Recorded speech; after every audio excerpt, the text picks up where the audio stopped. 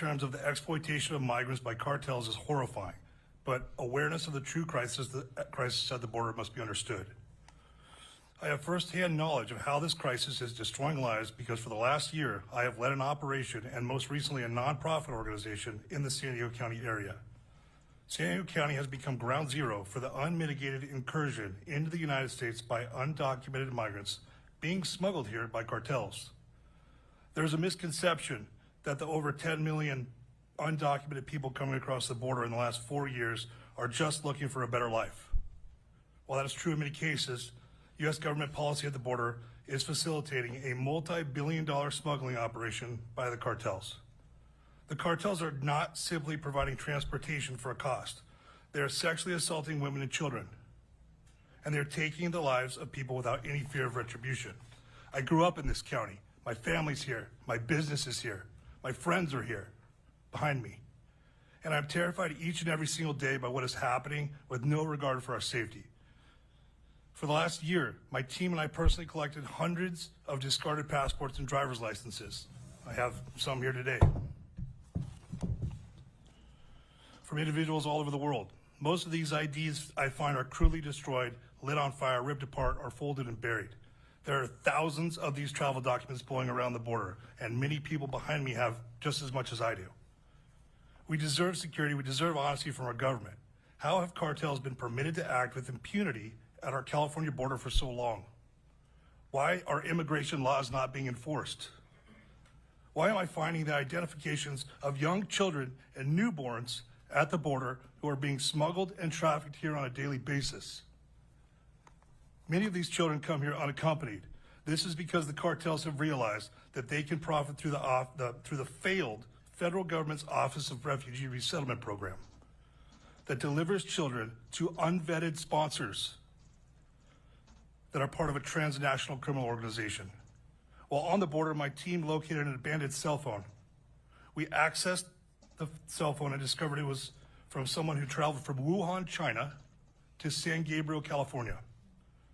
I found around 40 different chat groups via an app on the phone that provide instructions on how to get smuggled into the U.S. The most prominent chat groups are Chinese, but my team has infiltrated Russian, Ukrainian, Azerbaijan, and other Middle Eastern chats as well. The chats do not stop. They run 24/7. They contain a treasure trove of intelligence information.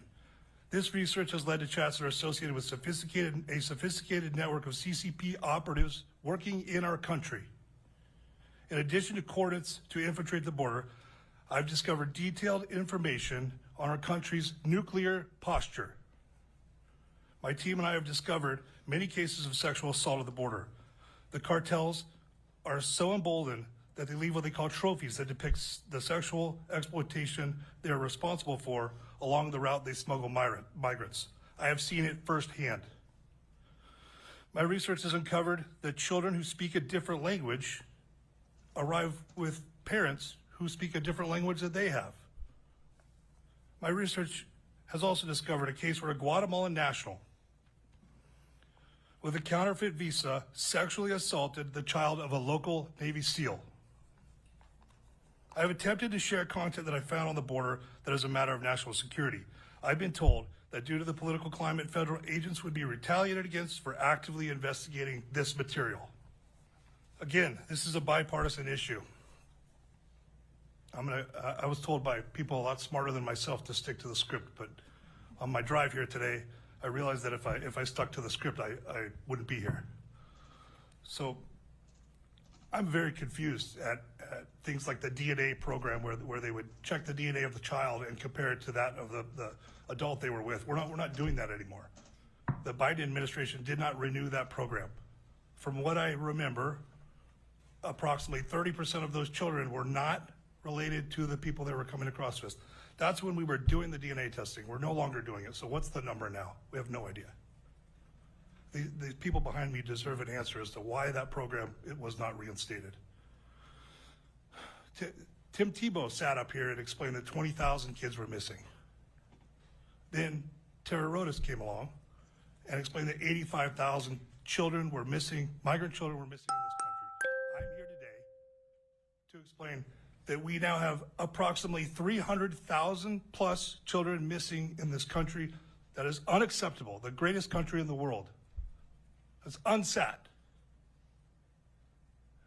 We need this to be a bipartisan issue.